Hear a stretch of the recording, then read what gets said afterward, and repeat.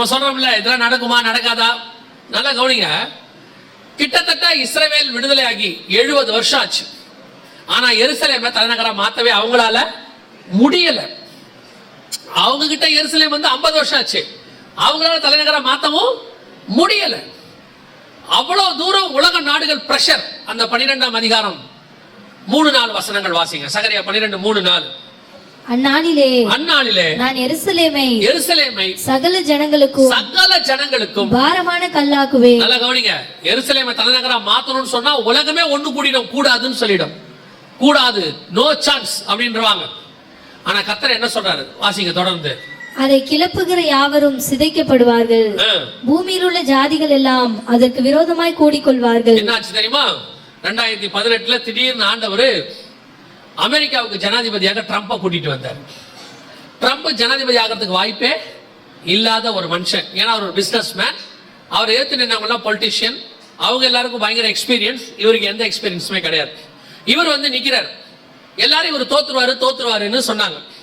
பார்த்தா ஜெயிச்சிட்டாரு. இவர் ஏன் ஜெயிச்சாரு, எப்படி ஜெயிச்சாருன்னு யாருக்குமே தெரியல. ஆனா ஜெயிச்சிட்டார். ஜெயிச்ச உடனே ட்ரம்ப் பண்ண முதல் வேலை என்ன தெரியுமா?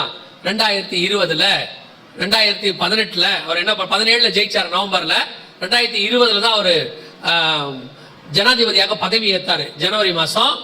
அந்த ஆகஸ்ட் மாசத்துக்குள்ள அவர் என்ன பண்ணிட்டார்? பிப்ரவரி மாசத்திலேயே எருசலேமை தலைநகராக அனௌன்ஸ் பண்ணிட்டார். கர்த்தர் சொன்னபடி ஒரு மனுஷனை எழுப்பினாரு. கோரேசை எழுப்பி தேவாலயம் கட்டினது போல, அர்தராஷ்டிரா மன்னனை வச்சு அலங்கத்தை கட்டினது போல கர்த்தர் ட்ரம்பை வச்சு எருசலேமை தலைநகராக மாற்றி விட்டார். அல்லேலூயா. இந்த காலகட்டத்தில் இவ்வளவு சேட்டிலைட் காலகட்டம், மாடர்ன் ஏஜ். இந்த காலகட்டத்தில் எதுவும் நடக்காது, கடவுள் இல்லை, பைபிள் இல்லை, அதெல்லாம் சும்மா இவ்வளவு சொல்றாங்க. கர்த்தருடைய வார்த்தையின் எழுத்தாகிலும் எழுத்தின் உறுப்பாகிலும் ஒழிந்து போகாது. கர்த்தர் சொன்ன வார்த்தை 100% ஆம் என்றும் நடக்கும். சொன்ன கர்த்தர் நம்முடைய தேவன் அப்படிப்பட்டதான ஒரு தேவன். சொன்ன மாதிரியே செஞ்சார் பாருங்க. எத்தனை வருஷம் கழிச்சு. அப்படி செய்யறதுக்கு நம்ம தேவனை தவிர வேற யாராலையும் முடியவே முடியாது. அவையோட அழகா நடத்தி இருக்கிறார் பாருங்க. இந்த காலகட்டத்தில் எருசலேமை தலைநகரா மாத்தத்துக்கு வாய்ப்பே கிடையாது. ஏன்னு சொன்னா உலக நாடுகள் அத்தனையும் அங்க சொல்றாங்கல்ல 4வது வசனத்துல, பூமியின் ஜனங்கள் எல்லாம் ஏகமாய் அதற்கு விரோதமாய் கூடிக்கொண்டார்கள் இருக்குல்ல. இங்க பாருங்க எவ்வளவு பேர் அது அகைன்ஸ்ட் ஆயிட்டாங்கன்னு பாருங்க. இது அன்னைக்கு உள்ளதான பேப்பர்ல வந்த செய்தி. அரபு நாடுகள், யூரோப்பியன் யூனியன் அவங்களுக்கு அகைன்ஸ்டா எல்லா நாடும் சேர்ந்துருச்சு. எவ்வளவு நாடுன்னு கேட்டீங்கன்னா ஏறக்குறைய 128 நாடுகள் இந்த ட்ரம்புக்கு அகைன்ஸ்டா இஸ்ரவேலுக்கு தலைநகரா எருசலேமை மாத்த கூடாது அப்படின்னு சொல்லி ட்ரம்புக்கு அகைன்ஸ்டா 128 நாடு ஓட்டு போட்டுச்சு. ஆதரவா போட்டது என்னமோ 8-9 நாடு தான். ஆனால் எல்லாத்தையும் தாண்டி ட்ரம்ப் வீட்டோ பவரை பயன்படுத்தி இஸ்ரவேலுக்கு தலைநகராக எருசலேமை கொண்டு வந்து நிறுத்தியாச்சு. கர்த்தர் சொன்ன தீர்க்க தரிசனம் துல்லியமா என்ன செஞ்சிருச்சு? நிறைவேறி விட்டது. நான் இதை வைத்து உங்களுக்கு ஒன்று சொல்லுகிறேன். கர்த்தர் உங்களுக்கு ஒரு வாக்கு பண்ணி இருந்தால், கர்த்தர் உங்களுக்கு ஒன்று சொல்லி இருந்தால், ஆண்டவர் சொன்ன வாக்கு தத்துவத்துக்கு விரோதமான காரியங்கள் நடைபெற்று கொண்டிருக்கும். பார்க்கறதுக்கு நடக்காத மாதிரி இருக்கும். நடக்காதுன்னு சொல்லுவாங்க, மெடிக்கலி ப்ரூஃபாங்க, சான்ஸே இல்லம்பாங்க, இயற்கையா வழியே இல்லம்பாங்க. ஆனா சொன்ன தேவன் உண்மை உள்ளவர். அவர் சொன்னது சொன்னபடி நடக்கும். அவர் சொல்லியும் செய்வாரோ செய்யாதிருப்பாரோ, வசனத்தும் நிறைவேற்றாதிருப்பார். கன்ஃபார்ம் ஆண்டவர் செய்வார். நீங்க வாக்கு தத்துவத்தை மட்டும்தான் பிடிக்கணும். சுத்தி பேசுறவன் எதையுமே காதல் எடுக்க கூடாது. ஏன்னா இவன் பேசுறதெல்லாம் பிராக்டிக்கலா வாய்ப்பே இல்லைங்க. ஆனா நமக்கு சொன்னவர் சூப்பர் நேச்சுரல், அற்புதத்தின் தேவன். இயற்கையா வழி கிடையாதுங்க. ஆமா கிடையாது. செங்கடல் வந்துடுச்சு, வழி கிடையாது. நான் சொல்றேன் வழி இருக்கும் பாரு. என்ன சொல்றீங்க? பார்வன் சொல்லுவான், எப்படா வழி வரும்? பாரா வரும். சொன்ன தேவன் சொன்னாதான் வழி வரும். எப்படி வரும்? அவ்வளவுதான். சொன்ன ஆண்டவர் அப்படி நிறைவேற்றுவாரு. எனக்கு ஆண்டவர் சொல்லி கொடுத்தது ஒன்னே ஒண்ணுதான். நீ வசனத்தை மட்டும் பிடிச்சுக்க, எவன் சொன்னதையும் கேட்காதே பாரு. ஒரு 10-15 பேர் சில வருஷத்துக்கு முன்னாடி எழும்பி ஒண்ணு சொன்னாங்க, உன் ஊழியத்தை ஒளிச்சு காட்டுறேன் பாரு. இதே வார்த்தையை சொன்னாங்க. ஊழியத்தை ஒளிச்சு காட்டுறேன் பாரு அப்படின்னாங்க. ஆண்டவர் சொன்னாரு, நான் உன்னை ஊழியக்காரனா அபிஷேகம் பண்ணிருக்கேன், அவன் எப்படி உன்னை ஒழிக்க முடியும்? ஆண்டவர் சொன்னார், நீ என்ன நம்பு, அவன் சொல்றதை நம்பாது. உண்மை நடந்தது என்ன தெரியுமா? சொன்னவங்க என்ன ஆனாங்கன்றது எனக்கு தேவையே இல்லை. ஆனா இந்த ஊழியத்தை விட்டு அவர்களால் என்னை எடுக்கவே முடியல. காரணம், கர்த்தர் என்னோடு கூட இருந்தார். இன்னைக்கும் இந்த ஊழியம் நடைபெற்று கொண்டு இருக்கிறது. சொன்ன தேவன் உண்மை உள்ளவர். அவ்வளவுதான். நம்ம பிடிக்க வேண்டியது வாக்கு தத்துவத்தை, வசனத்தை தான். இது நித்திய ஜீவ வசனம். கர்த்தர் சொன்னபடி துல்லியமாய் எருசலேம் இஸ்ரவேலுக்கு தலைநகராய் மாறிவிட்டது. திரும்பவும் அதே ஸ்தானத்துக்கு வந்துருச்சு. ரெண்டு விஷயத்த சொல்ற அடுத்த பாயிண்ட் போறேன். ஒன்று, யார் என்ன சொன்னாலும் எருசலேம் இஸ்ரவேலுக்கு உரியது. அதை பிரிக்க ஒரு நாளும் கர்த்தர் ஒத்துக்கவே மாட்டார். இந்த மீடியால, யூடியூப்ல, வாட்ஸ்அப்ல ஒரு 4 பேர் உட்கார்ந்து பரபரன்னு பேசிக்கிட்டு இருப்பான், கத்திக்கிட்டு இருப்பான் ஒவ்வொரு டிவிலையும். அது எப்படிங்க? நாம பிரிச்சுட்டோம்னா சமாதானமே வந்துருங்கம்மா. வராது, வரவே வராது. அவன் சொல்றதுல சும்மா. ரெண்டாவது உங்களுக்கு சொல்றேன், இந்த சம்பவங்களை செய்த ஆண்டவர் சொன்ன காரியம் நிறைவேறினால் அவர் சொன்ன எல்லா விஷயங்களும் நடக்கும். அல்லேலூயா. இப்போ எருசலேம் வந்துருச்சு. மூணாவது, இதான் ரொம்ப முக்கியமானது. நீங்க வாசிங்க பாருங்க, எசேக்கியேல் 38:8. அதை இன்னொரு தடவை வாசிங்க பார்ப்போம். எசேக்கியேல் 38:8 இன்னொரு தடவை வாசிங்க. அநேக நாட்களுக்கு பிற்பாடு, அதுல ஒரு முக்கியமான வார்த்தை இருக்கு, நல்லா கவனிங்க, வாசிங்க.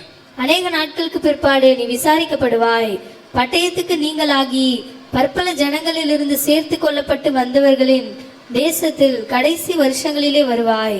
நெடுநாள் பாழாய் கிடந்து பிற்பாடு ஜாதிகளிலிருந்து கொண்டு வரப்பட்டவர்கள் எல்லாரும் சுகத்தோட குடியிருக்கும் இஸ்ரவேலின் மலைகளுக்கு விரோதமாய் வருவாய். எதுக்கு விரோதமாய் வருவாய்? பர்டிகுலரா எதுக்கு விரோதமாய்? மலைகளுக்கு விரோதமாய். இந்த யுத்தம் தான் மிக முக்கியமான 3வது யுத்தம். போன வருஷம் அக்டோபர் மாசம் ஆரம்பிச்சிச்சு. அந்த யுத்தத்துக்கு பேரு அலக்சா ஃப்ளட் அப்படின்னு பேரு. இந்த யுத்தம் தான் ஏறக்குறைய ஒரு வருஷமாக, இந்த அக்டோபர் வந்தா ஒரு வருஷம், கிட்டத்தட்ட 10 மாசம் வச்சுக்கோங்களேன். ஜூலை முடிய போது, ஆகஸ்ட், செப்டம்பர், அக்டோபர் வந்தா ஒரு வருஷம். கிட்டத்தட்ட ஒரு வருஷமா 10 மாசமா இந்த யுத்தம் நடக்குது. இந்த யுத்தம் எதுக்காக நடக்குது, எந்த இடத்துக்காக நடக்குது அப்படின்னு கேட்டீங்கன்னா கவனிங்க, இந்த இடத்துக்காக தான் அது நடக்குது. இந்த இடத்துக்கு பேரு டெம்பிள் மவுண்ட். டெம்பிள் மவுண்ட் அப்படின்னா என்னங்க, இங்க என்னங்க இருக்கு, இந்த இடத்துக்கு ஏன் இப்படி சண்டை போடுறாங்க? எருசலேம்ல இல்ல, எருசலேம்ல இந்த இடத்துக்கு தான் இப்ப சண்டை ஆரம்பிச்சிருக்கு. எருசலேமுக்கு சண்டை போடல. இப்ப எதுக்கு போறாங்க? எருசலேம்ல இருக்கிற இந்த இடத்துக்கு அலக்சா ஃப்ளட். இந்த சும்மா இந்த வீடியோல பாருங்க, அது என்ன கீழே என்ன போட்டிருக்கு பாத்தீங்களா? என்ன போட்டிருக்குது? ஆபரேஷன் அலக்சா ஃப்ளட். பர்டிகுலரா இந்த இடத்துக்காக தான் சண்டை நடக்குது. சரி, இந்த இடம் என்ன இம்பார்ட்டன்ட், என்ன இடம் அப்படின்னு கேட்டீங்கன்னா, இது எருசலேம் தேவாலயம் இருந்த இடம். எருசலேம் தேவாலயம். இந்த எருசலேம் தேவாலயத்தை பத்தின சரித்திரம் நம்ம பைபிள்ல உள்ளவங்களுக்கு, பைபிள்ல உள்ளதே நிறைய பேருக்கு சில விஷயங்கள் தெரியாது. இது என்ன இடம், எவ்வளவு முக்கியம், இது யாருக்குரியது, இந்த இடத்த எங்களுக்கு கொடுங்க அப்படின்னு ஹமாஸ்காரங்க சண்டை போட்டாங்க. அதான் அக்டோபர் 7 யுத்தம் ஆரம்பிச்சிச்சு. இந்த இடத்த நாங்க எடுத்துக்க போறோம் அப்படின்னாங்க. இந்த இடத்த கொடுக்கவே முடியாதுன்னு யூதன் சொல்றான். சரி, இது என்ன இடம், இது என்ன இம்பார்ட்டன்ஸ் அப்படின்னு கேட்டீங்கன்னா, 22ஆம் அதிகாரத்துல, ஆதியாகமத்துல 3வது வசனத்துல, ஆபிரகாம் அதிகாலையில் எழுந்து, வாசிங்க. ஆபிரகாம் அதிகாலையில் எழுந்து தன் கழுதையின் மேல் சேணம் கட்டி தன் வேலைக்காரர்கள் 2 பேரையும் தன் குமாரன் ஈசாக்கையும் கூட்டிக் கொண்டு தகன பலிக்கு கட்டைகளையும் பிளந்து கொண்டு தேவன் தனக்கு குறித்த இடத்திற்கு புறப்பட்டு போனான். இருக்கா? தேவன் தனக்கு குறித்த இடத்திற்கு புறப்பட்டு போனான். அந்த குறித்த இடம் இருக்கு பாத்தீங்களா? அது எங்க அப்படின்னு பாத்தீங்கன்னா, மௌரியா மலைகளில் ஒன்றின் மேல் அப்படின்னு இருக்கு. மௌரியா மலைகள் ஒன்றின் மேல் புறப்பட்டு போனான். இப்ப அடுத்த வசனம் பாருங்க, 4வது வசனம். 3ஆம் நாளில் ஆபிரகாம் தன் கண்களை ஏறெடுத்து பார்த்து தூரத்திலே அந்த இடத்தை கண்டான். அப்பொழுது ஆபிரகாம் தன் வேலைக்காரரை நோக்கி, நீங்கள் கழுதை. 9வது வசனம். 9வது வசனம். தேவன் அவனுக்கு சொல்லி இருந்த இடத்துக்கு வந்தார்கள். அங்கே ஆபிரகாம் ஒரு பலிபீடத்தை உண்டாக்கி, கர்த்தர் ஏற்கனவே ஈசாக்கு பலியிடுவதற்கான ஒரு இடத்தை பிக்ஸ் பண்ணிட்டார் மோரியா மலையில. அந்த இடத்துக்கு பேர் தான் டெம்பிள் மவுண்ட். அங்கேதான் ஈசாக்கு பலியிடும்படி கொண்டு போகப்பட்டார். அங்கே அவர் ஒரு பலிபீடம் கட்டினான். அந்த இடத்திற்கு யெகோவா ஈரே என்று அவன் பெயரிட்டான். பின்னாடி அங்க இருக்குது பாருங்க, 14வது வசனம். ஆபிரகாம் அந்த இடத்துக்கு யெகோவா ஈரே என்று பெயரிட்டான். அதனாலே கர்த்தருடைய பர்வதத்திலே பார்த்து கொள்ளப்படும் என்று இந்நாள் வரைக்கும் சொல்லப்பட்டு வருகிறது. அந்த இடம் தான் யெகோவா ஈரே. சரி, இந்த இடம் ஆபிரகாம் காலத்துல இருந்து. இதுக்கு அடுத்து இந்த இடத்தை யார் வாங்கினா அப்படின்னு கேட்டீங்கன்னா, 1 நாளாகமத்தின் புத்தகம் 21ஆம் அதிகாரத்துல ஓர்னான் கையிலிருந்து தாவீது ஒரு இடத்தை வாங்குகிறார். தாவீது இடத்தை வாங்கிதான் அங்கே தேவாலயம் கட்டுவதற்கு ஃபர்ஸ்ட் அங்க ஒரு பலிபீடம் கட்டுறாரு. அதற்கு பிறகு அந்த இடத்துல தான் சாலமோன் என்ன பண்ணாரு, தேவாலயம் கட்டினார் என்று சொல்லி பார்க்கிறோம். அந்த இடம் தான் இந்த இடம். இதான் சாலமோன் தேவாலயம் இருந்த இடம். அதற்கு பிறகு இந்த தேவாலயம் இடிக்கப்பட்டது. நேபுகாத் நேச்சார் வந்து இடிச்சிட்டார். திருப்பி 70 வருஷம் கழிச்சு செருபாபேல் இங்க வந்து ஒரு ஆலயம் கட்டினாரு. கிபி 70 தீத்துராயன் ரோமர்கள் அந்த ஆலயத்தை இடிச்சிட்டாங்க. இந்த 2 ஆலயத்தையும் இடிக்கிறதுக்கு என்ன காரணம், அது ரொம்ப முக்கியம். அதை நம்ம பார்க்கணும். ஏன் இடிச்சிட்டாங்கன்றது நம்ம பார்க்கணும். சாலமோன் தேவாலயத்தை இடிப்பதற்கு என்ன காரணம்? வாசிங்க, எசேக்கியேல் கொஞ்சம் வேகமா வாசிங்க. எசேக்கியேல் புத்தகம் 8ஆம் அதிகாரம் 6வது வசனத்தை வாசிங்க. அவர் என்னை நோக்கி, மனுபுத்திரனே, அவர்கள் செய்கிறதை காண்கிறாயா? என் பரிசுத்த ஸ்தலத்தை விட்டு என்னை தூரமாய் போக பண்ணும்படியான இஸ்ரவேல் வம்சத்தார் இங்கே செய்கிற மிகுந்த அருவருப்புகளை காண்கிறாய் அல்லவா? தேவாலயத்துக்குள்ள என்ன இருந்துச்சு? இன்னைக்கு அந்த 8ஆம் அதிகாரத்துல என்னென்ன அருவருப்பு இருக்குதோ எல்லா அருவருப்பும் இன்னைக்கு பல தேவாலயங்கள்ல இருக்கு. அதை போய் அப்புறமா நீங்க படிச்சுக்கோங்க. அருவருப்பு ஆலயத்துக்குள்ள வரும்போது கர்த்தர் ஆலயத்தை என்ன பண்ணுவாரு? இடிச்சு போடுவாரு. இன்னைக்கும் உலகம் முழுக்க அருவருப்பு ஆலயத்துக்குள்ள வந்துருச்சு. ஓரின சேர்க்கை, ஆணுக்கு ஆணுக்கு கல்யாணம், பெண்ணுக்கு பெண்ணுக்கு கல்யாணம், அப்புறம் ஒருத்தருக்கு 2 கல்யாணம், இன்னொருத்தருக்கு 3 கல்யாணம், இந்த அம்மாவுக்கு அது 2வது கல்யாணம், அவருக்கு இது 3வது கல்யாணம், சபைக்குள்ளேயே டிவோர்ஸ், எல்லாம் மண்ணாங்கட்டியும் இருக்குல்ல. இதுக்கு பேர் தான் அருவருப்பு. சபைக்குள்ள அது பேர் என்னது? அருவருப்பு. இந்த அருவருப்பு சபைக்குள்ள என்ன செய்யக்கூடாது? வரக்கூடாது. இன்னைக்கு சபை மிக மோசமான இடத்துக்கு, அருவருப்பான இடத்துக்கு போயிருச்சு. இன்னைக்கு சினிமாக்காரர்கள், அரசியல்வாதிகள் பண்ற அரசியலை விட மோசமான அரசியல் சபைக்குள்ள இருக்கு. சினிமாக்காரன் ஆடுற ஆட்டத்தை விட மோசமான ஆட்டம் சபைக்குள்ள இருக்கு. இன்னைக்கு உலகத்துக்கு இங்க இருக்கு எந்த வித்தியாசமும் இல்ல. நான் இன்னும் சினிமாவை தாண்டி சொல்றேன். குடிகாரர்கள் ஆடுற ஆட்டத்தை சபைக்குள்ள ஆடுறான். இன்னைக்கு குடிகாரனை போல ஆடுறான். அதையும் ஒரு கூட்டம் ரசிக்குது. கர்த்தர் கண்டும் காணாதவரை போல இருக்கிற தேவன் அல்ல. ஆண்டவர் சொன்னாரு, என் பரிசுத்த ஸ்தலத்தை விட்டு நான் தூரமா போயிட்டேன். ஃபர்ஸ்ட் கர்த்தர் செய்யறது என்ன தெரியுமா? ஆலயத்தை விட்டு போயிடுவாரு. ஏதோ ஆண்டவர் எல்லாம் ஜாலியா இருக்காருன்னு நினைச்சுக்காதீங்க. அவர் பாவத்தை பார்க்க மாட்டாத சுத்த கண்ணன். அப்படியே ஒரு நாள் வரும், மொத்தத்தையும் டெமாலிஷ் பண்ணிட்டு போயிட்டே இருப்பாரு, க்ளோஸ் பண்றாரு.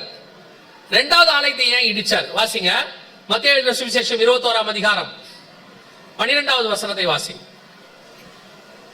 இயேசு தேவாலயத்தில் பிரவேசித்து ஆலயத்திலே விற்கிறவர்களும் கொள்ளுகிறவர்களும் ஆகிய யாவரையும் வெளியே துரத்தி காசுக்காரருடைய பலகைகளையும் புறா விற்கிறவர்களின் ஆசனங்களையும் கவிழ்த்து, என்னுடைய வீடு ஜெப வீடு என்னப்படும் என்று எழுதியிருக்கிறது, நீங்களோ அதை கல்லர் குகையாக்கினீர்கள் என்றார். பிசினஸ் சென்டரா மாத்திட்டானா? சர்ச் என்னவா மாறிடுச்சு? Business centre. இன்னைக்கு நிறைய சர்ச் இல்ல, பெரும்பான்மையான சர்ச் பிசினஸ் சென்டர் தான். கொஞ்சம் சபைகள் தான் இன்னும் கிறிஸ்துவுக்குள்ள ஆவிக்குள்ள கரெக்டா இருக்கு. நிறைய சென்டர் வியாபார ஸ்தலம் தான். வியாபாரம் இல்லாத சர்ச்சே இல்லைங்கிற அளவுக்கு போயிட்டே இருக்கு. ஏதோ ஒண்ணு வியாபாரம் பண்றான், அதை ஏதாவது ஒரு பேர்ல வியாபாரம் பண்றான். இப்ப அவன் ஏன் புறாவை வித்தான்? ஆலயத்துக்குள்ள பலி செலுத்துறதுக்கு வித்தான். பலி எங்க செலுத்துவாங்க? ஆலயத்துல செலுத்துவாங்க. அப்ப ஆலயத்துல பலி செலுத்துறதுக்கு புறாவை அங்கே பக்கத்திலே விக்கிறது சரியா தப்பா? அவன் ஒருத்தன் பலி செலுத்த வரான், அவன் புறாவை பலி செலுத்த வரான். அப்ப புறாவை பலி செலுத்த வரவனுக்கு புறா தேவைப்படுது. அதை வாங்கறதுக்கு பதிலா பக்கத்திலே விக்கிறாங்க ஒல்லியா சர்ச்சிலேயே வாங்கி அங்கேயே பலி கொடுக்கிறது சரியா தப்பா? பார்க்கிறதுக்கு சரி மாதிரி தானே இருக்கு. அப்புறம் இயேசுநாதர் தப்புங்கிறாரு. சபையுடைய வேலை புறா விக்கிறவனுக்கு புறா விக்கிறது வேலை இல்ல. சபையுடைய வேலை உள்ளுக்குள்ள என்ன விற்க கூடாது? புறா விக்கிறவங்கிட்ட போய் நீ வாங்கிக்க, அதை வெளியே வித்துக்க. சபையுடைய வேலை பிசினஸ் இல்ல. சபையுடைய வேலை ஆவிக்குரிய விதத்துல கான்சென்ட்ரேட் பண்ணுவது, வியாபாரத்துல கான்சென்ட்ரேட் பண்றது இல்ல. இப்ப சபைக்குள்ள என்ன பண்ணுவீங்க? கடை கட்டி விடுவீங்க. சபைக்குள்ள என்ன பண்ணுவீங்க? வியாபாரம் பண்ணுவீங்க. எங்க பைபிள் இல்லாதவங்களுக்கு பைபிள் விக்கிறோம். தப்பா? தப்பு. அவன் பைபிளை போய் பைபிள் விக்கிற இடத்துல வாங்க சொல்லுங்க. இங்க வந்து கேட்கறான், பைபிள் என்ன விலை? 200 ரூபா. என்னங்க சொல்றீங்க? வெளியே 180. அது கொரியன் பேப்பர், இது சொரியன் பேப்பர். சர்ச்சுக்குள்ள நடந்துகிட்டு இருக்கு வியாபாரம். இங்க ஆராதனை போய்கிட்டு இருக்கு, அங்க வடை வித்துக்கிட்டு இருக்கு. கேட்டா பில்டிங் ஃபண்ட். ஆலயத்தை கட்டுகிறதற்கு கர்த்தருக்கு தெரியும். அவர் கை குறுகி போகவில்லை. நமக்கு தான் விலைவாசி ஏறி இருக்கு, பரலோகத்துக்கு விலைவாசி ஏறவே இல்லை. ஏன்னா நமக்கு இந்த ஆட்சி மாற மாற விலைவாசி ஏறும். பரலோகத்துல ஆட்சியே மாறாத, ஒரே தேவன் தானே. ஆசீர்வதிக்கிற தேவன் எல்லா காலத்திலும் ஆசீர்வதிக்க வல்லமை உள்ளவராய் இருக்கிறார். இன்னைக்கு சபை எப்படி இருக்கு? Business centre. ஊழியக்காரனும் விற்கிறான், விசுவாசி விக்குது. சபைக்குள்ளேயே வட்டி கொடுது. சபைக்குள்ள புடவை விக்குது. சபைக்குள்ள புடவை வித்தா ஸ்பிரிச்சுவல் புடவையா? சபைக்குள்ள புடவை வித்தா ஸ்பிரிச்சுவல் புடவையா? சபைக்குள்ள புடவை வித்தா ஸ்பிரிச்சுவல் புடவையா? ஜெபத்தோட விக்குது. இவங்க இங்க உட்கார்ந்து ஆவிய ஊத்துங்கிறாங்க. அது அங்க உட்கார்ந்து பார்டர் பாத்தீங்களா, பச்சை கலர் பார்டர் போட்டு எங்க நடக்குது? சர்ச்சுக்குள்ள சபைக்குள்ள உட்கார்ந்துட்டு எம்எல்ஏ மார்க்கெட்டுக்கு ஆள் பிடிக்கிறான். 4 பேரா ஒரு வயல பரலோகத்துக்கு போக மாட்டேன். தெரிஞ்சுக்க, சபை என்பது வியாபார ஸ்தலம் இல்லை. சபையில ஆராதிக்க மட்டும்தான் இங்க வரணும். ஆராதிச்சுட்டு வீட்டுக்கு போயிடணும். உங்க வியாபாரத்தை காம்பவுண்டுக்கு வெளியே வச்சுக்கணும். கொஞ்சம் கொஞ்சமா ஆரம்பிச்சு நீ கரப்ட் ஆனது பத்தாத, ஊழியக்காரனை கரப்ட் ஆகி இன்னைக்கு சபை முழுக்க பிசினஸ் சென்டர். சபை கட்டும்போது கீழே 2 கடையோட கட்டுறாங்க. தொலைஞ்சுதுவோ, ஏன்னா வாடகை கூடுறதுக்கு வசதியா இருக்குமா? கவனிச்சு கொள்ளுங்க. ஏதோ ஆண்டவர் உங்களுக்கு ஒரு வாய்ப்பு கொடுக்கிறார் திருந்தறதுக்கு. திருந்திட்டீங்கன்னா நல்லது. இல்லன்னா என்ன செய்வாராம் தெரியுமா? மத்தேயு 24:2 சொல்லுது, ஒரு கல்லின் மேல் ஒரு கல் இல்லாதபடிக்கு என்னவாகும்? இடிக்கப்பட்டு போகும். இதே ஆலயத்தை கர்த்தர் கட்டும்போது சொல்றார், ஆகாய் 2:15, ஒரு கல்லின் மேல் ஒரு கல் வைத்து கட்டப்பட்ட நாள் முதல் கொண்டு. அப்படிதானே இருக்குது. ஆகாய் 2:15 வாசிங்க. இப்போதும் கர்த்தருடைய ஆலயத்தை கட்டும்படி ஒரு கல்லின் மேல் ஒரு கல் வைக்கப்பட்டது முதல். அந்த ஆலயத்தை எப்படி கட்டினாரு? ஒரு கல்லின் மேல் ஒரு கல் வைத்து கட்டினாரு. அதே தேவன் தான் மத்தேயு 24:2 சொல்றாரு, ஒரு கல்லின் மேல் ஒரு கல் இல்லாதபடிக்கு இடிக்கப்பட்டு போகும். நல்லா தெரிஞ்சுக்கொள்ளுங்க, தேவனுக்கு விரோதமான காரியத்தில் சபை ஈடுபடவே கூடாது. சபையுடைய வேலை தேவனை ஆராதிப்பதற்கான ஸ்தலம். இங்க வந்து கர்த்தரை ஆராதிக்கணும், வசனத்தை கேட்கணும், வசனத்தின்படி வாழ்க்கையை அமைச்சு கொள்ளணும். உங்க சேட்டைகளுக்கு இது இடம் கிடையாது. இங்க உட்கார்ந்து நீங்க பண்ற பிசினஸ்க்கு இது இடம் கிடையாது. நீங்கள் பண்ற அருவருப்பான காரியங்களுக்கு இது இடம் கிடையாது. நீங்க வெளியே பண்ணா கூட அதுவே தப்பு. அத கூட 100ல 1000ல ஒரு தடவை பொறுத்துக்கலாம். உள்ள உட்கார்ந்துட்டு பண்ணீங்க, என்னுடைய ஆலயத்தை கெடுக்கிறவனை கர்த்தர் கெடுப்பாருன்னு இருக்கு. கேர்ஃபுல்லா இருந்துக்கணும். இந்த கடைசி காலத்துல துணிகரம் வந்துருச்சு ஜனங்களுக்கு, பயங்கரமான துணிகரம். எதை செஞ்சாலும் கர்த்தர் கண்டுக்காம இருப்பாரு அப்படின்னு உள்ள உட்கார்ந்துகிட்டு. தெரிஞ்சுக்கோங்க, நான் ஏற்கனவே சொன்னதான், உன் பாவம் நிறைவாகிற வரைக்கும் உனக்கு கிருபை இருக்குன்னு அர்த்தம். நிறைவாச்சு தொலைஞ்சேன்னு அர்த்தம். இப்பவே திருந்துட்டீங்கன்னா நல்லதுன்னு அர்த்தம். அதான் ஆண்டவர் சொல்றார், ஒரு கல்லின் மேல் ஒரு கல் இல்லாதபடிக்கு என்ன செய்யுமா? இடிக்கப்பட்டு போகும். சபைக்குள்ள நிறைய இன்னைக்கு என்ன தெரியுமா, எல்லாரும் செய்யறாங்க, அதனால அது கரெக்ட்னு ஆயிடாது. திருப்பி சொல்றேன், எல்லாரும் இதே மாதிரி பிசினஸ் சென்டர் ஆக்கிட்டாங்க சர்ச்சை. ஆளாளுக்கு கமர்ஷியல் காம்ப்ளெக்ஸ் ஆகும் பிசினஸ் சென்டரா மாத்தி சபையை வந்து கொள்ளையர்கள் கூடாரம்லாம் இல்ல, அலிபாபா கொகையை விட பெருசா மாத்திட்டாங்க. எல்லாரும் பண்றதுனால அது என்னவாயிடாது?